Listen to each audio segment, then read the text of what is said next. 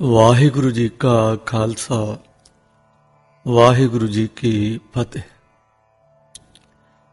ਕੀਰਤਨ ਸੁਣਦਿਆਂ ਸੁਰਤ ਨੇ ਐਸੀ ਉਡਾਰੀ ਖਾਧੀ ਕਿ ਮਾਨੋ ਦੁਨੀਆ ਹੀ ਪਲਟ ਗਈ। ਕੀ ਦਿਸਦਾ ਹੈ ਕਿ ਇੱਕ ਡਾਢਾ ਹੀ ਅਸਚਰਜ ਸੁੰਦਰ ਸ਼ਹਿਰ ਨਜ਼ਰੀ ਪੈਂਦਾ ਹੈ, ਜਿਸ ਦੀ ਉਪਮਾ ਲਿਖਣੀ ਮਨੁੱਖ ਦੀ ਕਲਮ ਤੋਂ ਦੂਰ ਹੈ, ਕਿਉਂਕਿ ਇਸ ਦੀ ਉਸਾਰੀ ਐਸੇ ਪਦਾਰਥਾਂ ਨਾਲ ਹੋਈ ਹੈ ਜਿਹੜੇ ਮਨੁੱਖ ਦੀ ਸਮਝ ਔਰ ਅਕਲ ਤੋਂ ਬਹੁਤ ਦੂਰ ਹਨ। ਇਸ ਦੇ ਘਰ ਕਦੀ ਡਿੱਗਦੇ ਢਹਿੰਦੇ ਨਹੀਂ, ਪੁਰਾਣੇ ਨਹੀਂ ਹੁੰਦੇ, ਨਿਤ ਨਵੇਂ ਨਜ਼ਰ ਆਉਂਦੇ ਹਨ। ਦਿਨ ਰਾਤ ਦਾ ਉੱਥੇ ਵੇਰਵਾ ਨਹੀਂ ਹੈ, ਨਾ ਕੋਈ ਦੁੱਖ ਹੈ ਨਾ ਦਰਦ ਹੈ, ਇਹਨਾਂ ਦਾ ਨਾਮ ਵੀ ਨਹੀਂ ਹੈ। ਫਿਰ ਇਉਂ ਲੱਗਦਾ ਹੈ ਸ਼ਾਇਦ ਇਸੇ ਸ਼ਹਿਰ ਦਾ ਨਾਮ ਬੇਗਮਪੁਰਾ ਹੋਵੇ। ਨਾ ਕੋਈ ਚੋਰ ਜਵਾਰੀਆ ਇੱਥੇ ਵੱਸਦਾ ਹੈ, ਨਾ ਕੋਈ ਚੌਂਕੀ ਪਹਿਰਾ ਸਿਪਾਹੀ, ਕੁਝ ਵੀ ਤੇ ਨਹੀਂ ਨਾ। ਇੱਕ ਤੋਂ ਇੱਕ ਚੜ੍ਹਦੇ ਤੇ ਸੁੰਦਰ ਮਹਿਲ ਮਾੜੀਆਂ, ਉਹਨਾਂ ਦੇ ਵਿੱਚ ਵੱਸਦੇ ਹੋਏ ਸਾਧੂ ਪੁਰਸ਼, ਜਿਨ੍ਹਾਂ ਦੀ ਬਿਰਤੀ ਕਿਸੇ ਅਹਿਲ ਖੜੇ ਦਰਖਤ ਦੀ ਤਰ੍ਹਾਂ ਅਡੋਲ ਹੈ। ਇਹ ਮਕਾਨ ਐਸੇ ਨੇ ਕਿ ਜਿਸ ਵੇਲੇ ਖਿਆਲ ਕਰੋ ਤੇ ਉਹੋ ਜਿਹੇ ਖਿਆਲ ਅਨੁਸਾਰ ਬਣ ਜਾਂਦੇ ਨੇ, ਆਪੇ ਉਸਰ ਜਾਂਦੇ ਨੇ, ਇੱਛਾ ਅਨੁਸਾਰ ਬਦਲ ਵੀ ਜਾਂਦੇ ਨੇ, ਪਰ ਅੰਦਰ ਦੇ ਵਸਨੀਕਾਂ ਦੀ ਬਿਰਤੀ ਅਡੋਲ, ਅਟਲ, ਅਡਿਗ, ਨਿਰੰਤਰ ਸਥਿਰ ਰਹਿੰਦੀ ਹੈ, ਸਹਿਜ ਵਿੱਚ ਰਹਿੰਦੀ ਹੈ। ਜਦ ਕਿਧਰੇ ਇਹਨਾਂ ਨੂੰ ਬਦਲਣ ਦਾ ਖਿਆਲ ਆਵੇ ਮਕਾਨਾਂ ਨੂੰ, ਉਹਨਾਂ ਦੀ ਥਾਵੇਂ ਉਸ ਤਰ੍ਹਾਂ ਦੇ ਉਸਰ ਜਾਂਦੇ ਨੇ। ਨਾ ਤਾਂ ਇਹ ਮਕਾਨ ਇੱਟਾਂ ਪੱਥਰਾਂ ਦੇ ਬਣੇ, ਸਗੋਂ ਇੰਜ ਲੱਗਦਾ ਹੈ ਕਿਸੇ ਖਿਆਲ ਨਾਲੋਂ ਵੀ ਸੂਖਸ਼ਮ ਵਸਤੂ ਦੇ ਬਣੇ ਹੋਏ ਹਨ। ਇਹਨਾਂ ਘਰਾਂ ਵਿੱਚ ਰਹਿਣ ਵਾਲੇ ਸੁੰਦਰਤਾ ਦੀ ਚੰਗਿਆਈ ਦੀਆਂ ਮੂਰਤਾਂ ਹਨ, ਜਿਨ੍ਹਾਂ ਦੇ ਚਿਹਰਿਆਂ ਪਰ ਐਸਾ ਪ੍ਰਕਾਸ਼ ਹੈ ਕਿ ਜਿਹਾ ਸੂਰਜ ਦਾ ਵੀ ਨਹੀਂ ਹੁੰਦਾ। ਇਹਨਾਂ ਦੇ ਚਿਹਰੇ ਨਿਤ ਬਸੰਤ ਰੁੱਤ ਵਾਂਗ ਖਿੜੇ ਰਹਿੰਦੇ ਨੇ ਤੇ ਆਕਾਸ਼ ਵਾਂਗੂ ਨਿਰਮਲ, ਸੁਗੰਧਿਤ ਔਰ ਸ਼ੁੱਧ ਹਨ। ਇਹਨਾਂ ਦੇ ਦੁਆਲੇ ਪ੍ਰੇਮ ਦੇ ਕੱਪੜੇ ਪਹਿਨੇ ਹੋਏ ਹਨ। ਕੋਈ ਪੁਰਖ ਨੰਗਾ ਲੈ, ਪਰ ਲੱਗਦਾ ਕੱਪੜਾ ਵੀ ਕਿਸੇ ਨੇ ਨਹੀਂ ਪਾਇਆ। ਇਹ ਕੱਪੜੇ ਸਾਡੇ ਕੱਪੜਿਆਂ ਵਰਗੇ ਨਹੀਂ ਹਨ, ਪਰ ਕਿਸੇ ਪ੍ਰਕਾਸ਼ ਵਰਗੀ ਸ਼ੈ ਦੇ ਬਣੇ ਹੋਏ ਹਨ, ਜਿਨ੍ਹਾਂ ਦੇ ਰੰਗ ਅਜੀਬ ਤੇ ਐਤਨੀਆਂ ਵੰਨਾਂ ਦੇ ਹਨ ਕਿ ਧਰਤੀ ਉਤੇ ਕਦੇ ਉਤਨੇ ਰੰਗ ਡਿੱਠੇ ਹੀ ਨਹੀਂ। ਚਮਕ ਦਮਕ ਤੇ ਲਹਿਰਾਓ ਵੀ ਅਜੀਬ ਹੈ। ਰੋਟੀ ਦਾਲ ਭਾਜੀ ਦੀ ਇੱਥੇ ਕੋਈ ਬਾਸ਼ਨਾ ਨਹੀਂ। ਨਾਮ ਰਸ ਤੇ ਕੀਰਤਨ ਨਾਮੇ ਇੱਕ ਪਦਾਰਥ ਹੈ ਜੋ ਇਹਨਾਂ ਲੋਕਾਂ ਦਾ ਆਧਾਰ ਤੇ ਆਹਾਰ ਹੈ। ਜਗ੍ਹਾ ਜਗ੍ਹਾ ਐਸੇ ਸੁੰਦਰ ਫੁਹਾਰੇ ਅਨੋਖੇ ਫੁਲਵਾੜੀਆਂ ਵਿੱਚ ਸੱਜੇ ਹੋਏ ਸ਼ੋ ਰਹੇ ਹਨ, ਜਿਨ੍ਹਾਂ ਦਾ ਸੁਹਾਓ ਤੇ ਫਬਾਓ ਮਨ ਨੂੰ ਮੋਹੀ ਜਾਂਦਾ ਹੈ। ਪਰ ਇਹ ਫੁਹਾਰੇ ਪਾਣੀ ਤੇ ਫੁੱਲ ਸਾਡੀ ਧਰਤੀ ਵਰਗੇ ਨਹੀਂ ਹੈ, ਕਿਸੇ ਅਨੋਖੀ ਸੂਖਸ਼ਮ ਸਹਿ ਦੇ ਹਨ। ਫੁਹਾਰੇ ਬਰਸਦੇ ਵੇਖ ਕੇ ਜੀ ਗਾਓ ਉੱਠਦਾ ਹੈ, ਬਰਸ ਕਨਾ ਮੇਰਾ ਮਨ ਪੀਨਾ, ਅੰਮ੍ਰਿਤ ਬੂੰਦ ਸੁਹਾਨੀ ਹੀਰੈ, ਗੁਰਮੋਹੀ ਮਨ ਹਰ ਰਸ ਲੀਨਾ।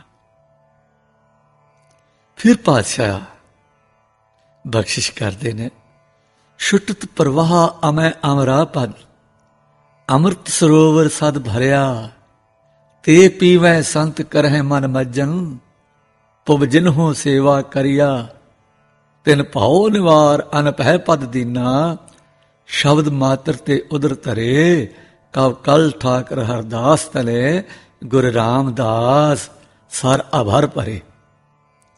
ਇਸ ਅਸਚਰਜ ਸ਼ਹਿਰ ਦੀ ਵਿਆਖਿਆ ਹੇਠ ਲਿਖੇ ਸ਼ਬਦਾਂ ਵਿੱਚ ਵੀ ਲਿਖੀ ਹੈ। सहज सिफत भगत तत ज्ञाना, सदा आनंद निश्चल सच थाना।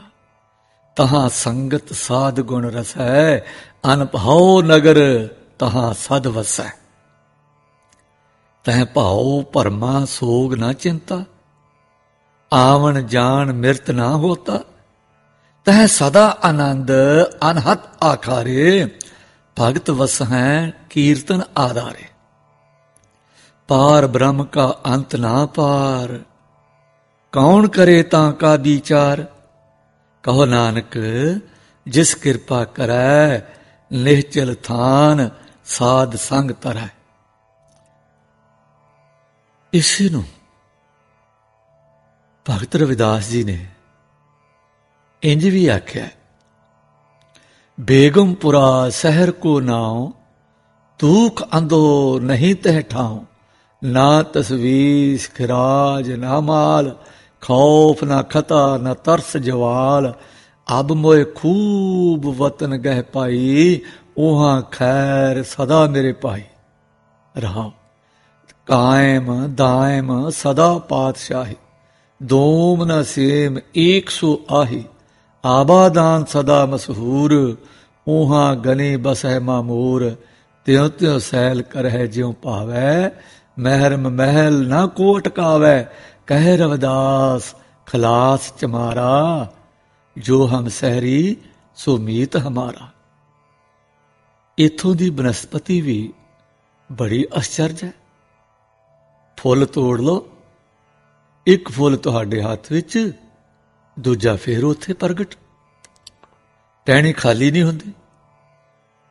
तुसी किसी नूं तोड़ो मरोड़ो, पर वातावरण ऐसा है कि तोड़ मरोड़ नूं जी नहीं करता। अंदर शांति है, कोई शय इत्थे मरदी नहीं। किसी जान जीव बनस्पति नूं इत्थे मौत नहीं वापरदी। इस शहर विच इस तों भी परे ते अपार एक अत बहुत विशाल सुंदरमय महल है, जिस दी इमारत ऐसे दिव्य जवाहरात नाल बनी हुई है, जिन्हां दी सुंदरता अखां झल नहीं सकदियां। और सिर तों पैरां तक सब हीरे पन्ने नालों भी सोहणे ते अमोलक पत्थर वर्गे पर सूक्ष्म रतन जड़े हुए हैं। और कारीगर दी अभुल अकल इसनूं ऐसा सजाया है, ऐसा फबाया है, ऐसा रचिया है कि देखदियां ही अकल आश्चर्य हो उत्थे दी उत्थे रुक जाती है। इस दे अंदर ऐसा प्रकाश है कि जो कंधां दे विच दी हो के बाहर चार चुफेरे रंग रंग दा चानण दे रहा है। मानो कंधां शीशे नालों भी वधीक पारदर्शक हैं। नेड़े गया कंध विचों ऐसी सुगंधी आउंदी है कि जिस दे असर नाल मानो बिरती 10वें द्वार चढ़ जाती। और ऐसा भासदा है कि जिक्र सूरज दीयां किरणां चार चफेरे पसर के अनेकां धरतियां नूं प्रकाश गर्मी ते तेज दा दान बख्शदियां हन और जिंद वाले जीवां दी उत्पत्ति ते वाधा करदियां हन। तिकर इस महल दे प्रकाश दीयां किरणां ब्रह्मांडां विचों फैल के सूरजां नूं गरम तेज जीव सता, चंदां नूं प्रकाश शीतलता, पृथ्वियां नूं मौलन शक्ति, जीवां नूं जिंद प्रतिपालन और आत्मक जीवां नूं आत्मक सता प्रदान करदियां हन। सारे संसार विच जो कुछ है सब इन्हां दे बल दे आसरे है। इस महल नूं उस देश दे लोकी स्वरूप आखदे हैं। इस महल दी ठीक उपमा इस शब्द विच है, सूख महल जाके ऊंच द्वारे, तामै वस हैं भगत प्यारे। सहज कथा प्रभ की अत मीठी, विरलै काहू नेत्र हो डीठी। रहाओ तह गीत नाद आखारे संगा, ऊहा संत करह हर रंगा। तह मरण ना जीवन सोग ना हरखा, साच नाम की अमृत वर्खा। गोहज कथा ए गुरते जानी, नानक बोलै हर हर बाणी। ऐसे सुंदर महल नूं वेख के इस दे अंदर जाण नूं दिल कीता। ਕਰ ਕੀ ਵੇਖੀਏ, ਬੂਹੇ ਬੰਦ ਨਜ਼ਰ ਆਉਂਦੇ ਹਨ ਔਰ ਕੋਈ ਵਿਧੀ ਵੀ ਨਜ਼ਰ ਨਹੀਂ ਆਉਂਦੀ ਕਿ ਜਿਸ ਨਾਲ ਅੰਦਰ ਜਾਣ ਦੀ ਕੋਈ ਡੌਲ ਬਣੇ। ਥੋੜ੍ਹੇ ਚਿਰ ਮਗਰੋਂ ਇੱਕ ਬੜਾ ਦਿਵ ਜੋਤੀ ਪੁਰਸ਼, ਜਿਸ ਦੇ ਤੇਜ ਨਾਲ ਅੱਖਾਂ ਚੰਦਿਆਉਂਦੀਆਂ ਜਾਂਦੀਆਂ ਹਨ, ਬੂਹੇ ਦੇ ਅੱਗੇ ਅਤ ਪ੍ਰੇਮ ਔਰ ਨਿਮਰਤਾ ਨਾਲ ਹੱਥ ਜੋੜ ਖਲੋਤਾ ਮਨ ਨੂੰ ਮੋਹ ਲੈਣ ਵਾਲੀ ਸੁਰ ਵਿੱਚ ਗਾਉਂਦਾ ਮਿਲਿਆ। ਵਿਸਰਹਿ ਨਾਹੀਂ ਜਿਤ ਤੂੰ ਕਬਹੂ, ਸੋ ਥਾਨ ਤੇਰਾ ਕਿਹਾ। ਆਠ ਪਹਿਰ ਜਿਤ ਤੁਧ ਤੇ ਆਈ, ਨਿਰਮਲ ਹੋਵੇ ਦੇਹਾ। ਮੇਰੇ RAM ਹਉ ਸੋ ਥਾਨ ਭਾਲਣ ਆਇਆ, ਖੋਜਤ ਖੋਜਤ ਭਇਆ ਸਾਧ ਸੰਗ, ਤਿਨ ਸਰਨਾਈ ਪਾਇਆ। ਦਰ ਮਾਂਡੇ ਠਾਂਡੇ ਦਰਬਾਰ, ਤੁਝ ਬਿਨ ਸੁਰਤ ਕਰੇ ਕੋ ਮੇਰੀ। ਦਰਸ਼ਨ ਦੀਜੈ ਖੋਲ ਕਿਵਾਰ। ਇਸ ਮਹਤਪੁਰਸ਼ ਦੀ ਬੇਨਤੀ ਨੇ ਅੱਖਾਂ ਵਿੱਚ ਜਲ ਭਰ ਦਿੱਤਾ ਔਰ ਐਸਾ ਪ੍ਰਵਾਹ ਚਲਾਇਆ ਕਿ ਮਾਨੋ ਸਾਵਨ ਦੀ ਝੜੀ ਲੱਗ ਗਈ। ਫਿਰ ਇੱਕ ਹਲੋਰਾ ਆਇਆ, ਮਾਨੋ ਸੱਤੇ ਸੁੱਧਾ ਭੁੱਲ ਗਈਆਂ, ਹਿੱਕੇ ਮੋਰਛਾ ਹੋ ਗਏ। ਇਸ ਸ਼ਹਿਰ ਵਿੱਚ ਕਿਸੇ ਪੁਰਸ਼ ਦਾ ਪਰਛਾਵਾਂ ਨਹੀਂ ਡਿੱਠਾ,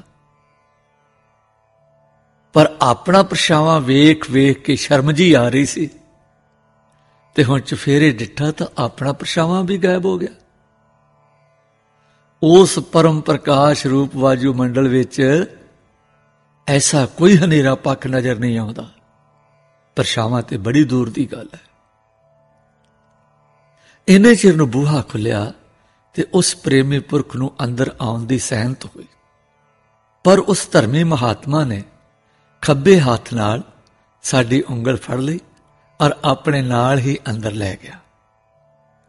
ਉਹ ਤਾਂ ਅੱਗੇ ਲੰਘ ਕੇ ਆਦਰ ਦੀ ਥਾਂ ਤੇ ਬੈਠ ਗਿਆ ਤੇ ਸਾਡੀ ਦ੍ਰਿਸ਼ਟੀ ਐਸੀ ਚੁੰਧਿਆਈ ਕਿ ਅਸੀਂ ਬੂਹੇ ਦੇ ਨਾਲ ਹੀ ਕੰਧ ਦੀ ਮੂਰਤ ਵਾਂਗੂ ਕੰਧ ਨਾਲ ਲੱਗੇ ਖੜੇ ਰਹਿ ਗਏ।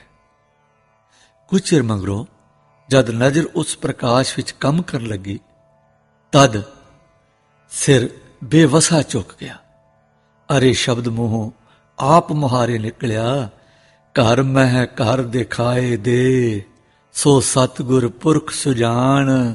ਪੰਜ ਸ਼ਬਦ ਤੁਨ ਕਾਰ ਤੁਨ, ਤਹ ਬਾਜੈ ਸ਼ਬਦ ਨਿਸ਼ਾਨ। ਦੀਪ ਲੋ ਪਾਤਾਲ ਤਹ, ਖੰਡ ਮੰਡਲ ਹੈਰਾਨ। ਤਾਰ ਘੋਰ ਬਚਿੰਤਰ ਤਹ, ਸਾਚ ਤਖਤ ਸੁਲਤਾਨ। ਸੁਖਮਨ ਕਹਿ ਕਰ ਰਾਗ ਸੁਨ, ਸੁਨ ਮੰਡਲ ਲਿਵ ਲਾਏ। ਅਕਥ ਕਥਾ ਵਿਚਾਰੀਐ, ਮਨਸਾ ਮਨੈ ਸਮਾਏ। ਉਲਟ ਕਮਲ ਅੰਮ੍ਰਿਤ ਭਰਿਆ, ਏ ਮਨ ਕਤਹੁ ਨ ਜਾਏ। ਅਜੱਪਾ ਜਾਪ ਨ ਵੀਸਰੈ, ਆਦ ਜੁਗਾਦ ਸਮਾਏ। ਸਭ ਸਖੀਆਂ ਪੰਚੈ ਮਿਲੈ, ਗੁਰਮੁਖ ਨਿਜ ਕਰ ਵਾਸ। ਸ਼ਬਦ ਖੋਜ ਇਹ ਕਰ ਲਹੈ, ਨਾਨਕ ਤਾਂ ਕਾ ਦਾਸ। ਜ਼ਿਕਰ ਪੋਹ ਦੀ ਕਾਲੀ ਹਨੇਰੀ ਪਰ ਨਿਰਮਲ ਰਾਤ ਨੂੰ ਆਕਾਸ਼ ਵਿੱਚ ਅਰਬਾਂ ਖਰਬਾਂ ਤਾਰੇ ਢਲਕਦੇ ਦਿਸਦੇ ਹਨ। ਉਹਨਾਂ ਤਾਰਿਆਂ ਦੀ ਗਿਣਤੀ ਨਾਲੋਂ ਕਰੋੜਾਂ ਗੁਣਾ ਵਧੇਕ ਤਾਰੇ, ਜਿਨ੍ਹਾਂ ਦਾ ਪ੍ਰਕਾਸ਼ ਕਰੋੜਾਂ ਸੂਰਜਾਂ ਨਾਲੋਂ ਅਧਿਕ ਸੀ, ਉਸ ਮਹਿਲ ਦੀ ਛੱਤ ਨਾਲ ਜੋੜੇ ਹੋਏ ਇਸ ਤਰ੍ਹਾਂ ਦੇ ਪ੍ਰਤੀਤ ਸਨ ਕਿ ਮਾਨੋ ਘੜੀਆਂ ਦੀ ਥਾਂ ਇਹ ਅਭੌਤਿਕ ਤਾਰੇ ਹੀ ਪਾਏ ਗਏ ਹੋਣ। ਇਸ ਦੀਆਂ ਕੰਧਾਂ ਐਸੀਆਂ ਚਮਕਦੀਆਂ ਸਨ ਜਿਵੇਂ ਜੋਗੀ ਪੁਰਸ਼ ਦਾ ਮਸਤਕ। ਫਰਸ਼ ਐਸਾ ਅਚਰਜ ਜਿਕਰ ਸਾਡੀ ਦੁਨੀਆ ਵਿੱਚ ਪੁੰਨਿਆਂ ਦੇ ਚੰਦ ਦੀ ਚਾਨਣੀ ਦਾ ਵਿਛਾਉਣਾ ਕਿਸੇ ਨੇ ਵਿਛਾਇਆ ਹੋਵੇ। ਕਿਸੇ ਪਾਰੇ ਦੇ ਸ਼ੰਭਪੁਰ ਵਿਛਿਆ ਹੋਇਆ ਬੜਾ ਦੂਰ ਤੱਕ ਚਾਨਣੀ ਦਾ ਵਿਛਾਉਣਾ। ਹੋਰ ਜੋ ਜੋ ਪਦਾਰਥ ਇੱਥੇ ਡਿੱਠੇ ਸੋ ਐਸੇ ਅਨੋਖੇ ਸਨ ਕਿ ਨਾ ਕਦੀ ਧਰਤੀ ਪਰ ਵੇਖੇ ਔਰ ਨਾ ਸਾਡੀਆਂ ਬੋਲੀਆਂ ਵਿੱਚ ਉਹਨਾਂ ਦੇ ਨਾਮ ਹਨ ਔਰ ਨਾ ਜੀਵ ਦੀ ਐਸੀ ਸਮਝ ਹੈ ਕਿ ਜਿਸ ਨਾਲ ਉਹਨਾਂ ਦੇ ਸਰੂਪ ਨੂੰ ਫੜ ਸਕੇ। ਨਾ ਸਾਡੀ ਬੋਲੀ, ਨਾ ਸਾਡੇ ਇਹੋ ਜਿਹੇ ਅਰਥ ਪਦ ਕਿ ਉਹਨਾਂ ਵਿੱਚ ਵਰਣਨ ਹੋ ਸਕੇ। ਪਰ ਮਾਤ ਲੋਕ ਦੇ ਜੀਵਾਂ ਦੀ ਸਮਝ ਗੋਚਰਾ ਕਰਨੇ ਲਈ ਸਾਡੀ ਬੋਲੀ ਵਿੱਚ ਐਉਂ ਵਰਣਨ ਹੋ ਸਕਦਾ ਹੈ। ਇੱਕ ਅਤ ਸੁੰਦਰ ਤਖਤ ਜਗਮਗਾਉਂਦਾ ਵਿਛਿਆ ਹੋਇਆ ਸੀ, ਜਿਸ ਦੀ ਬਨਾਵਟ ਐਸੀ ਮਾਲੂਮ ਹੁੰਦੀ ਸੀ ਕਿ ਬਿਜਲੀ ਨਾਲੋਂ ਵਧੇਕ ਸੂਖਮ ਤੇ ਤੇਜ ਵਾਲੇ ਪਦਾਰਥਾਂ ਦਾ ਬਣਿਆ ਹੋਇਆ ਹੈ। ਇਸ ਦੇ ਉੱਤੇ ਇੱਕ ਜਯੋਤੀ ਸਰੂਪ ਬਿਰਾਜਮਾਨ ਹੈ, ਜਿਸ ਦੀ ਕੋਈ ਸੂਰਤ ਜਾਂ ਸ਼ਕਲ ਨਹੀਂ ਹੈ। ਬੈਠਾ ਤਖਤਪੁਰ ਹੈ, ਪਰ ਜਦ ਨੀਝ ਲਾ ਕੇ ਵੇਖੋ ਤਾਂ ਸਾਰੇ ਬ੍ਰਹਿਮੰਡਾਂ ਵਿੱਚ ਵਿਆਪਕ ਦਿਸਦਾ ਹੈ। ਵਣਾ ਤ੍ਰਿਣਾ ਪਰਬਤਾਂ ਵਿੱਚ ਰਵਿਆ ਹੋਇਆ, ਸੂਖਸ਼ਮ ਐਸਾ ਕਿ ਕਰੜੇ ਤੋਂ ਕਰੜੇ ਪਦਾਰਥਾਂ ਵਿੱਚ ਗਤੀ ਰੱਖਦਾ ਹੈ। ਜਯੋਤੀ ਵਾਲਾ ਐਸਾ ਕਿ ਸਾਉਣ ਦੀਆਂ ਕਰੋੜਾਂ ਬਿਜਲੀਆਂ ਇਕੱਠੀਆਂ ਕੀਤੀਆਂ ਹੋਈਆਂ ਦਾ ਪ੍ਰਕਾਸ਼ ਉਹਦੇ ਸਾਹਮਣੇ ਗ੍ਰਹਿਣੇ ਹੋਏ ਚੰਦਰਮਾ ਨਾਲੋਂ ਵੀ ਮੈਲਾ ਮੈਲਾ ਭਾਸਦਾ ਹੈ।